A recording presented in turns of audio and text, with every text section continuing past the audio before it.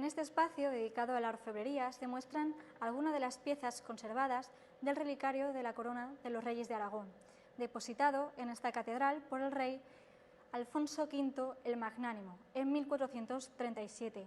Destacan el icono bizantino de la Virgen María, también la camiseta del Niño Jesús o el relicario del peine de la Virgen. Sin duda alguna hay que destacar también el Santo Cáliz. Por otro lado, también se conservan las reliquias que nos llevan hasta Jesucristo, como la de la cruz y la espina de la corona de Cristo enviada por el rey San Luis de Francia.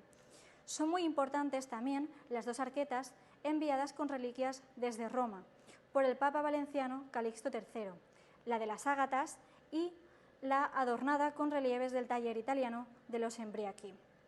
También podrán ver cálices e insignias episcopales, como por ejemplo cruces pectorales, anillos, báculos y mitras, delegados de obispos y arzobispos que han presidido la Iglesia en Valencia.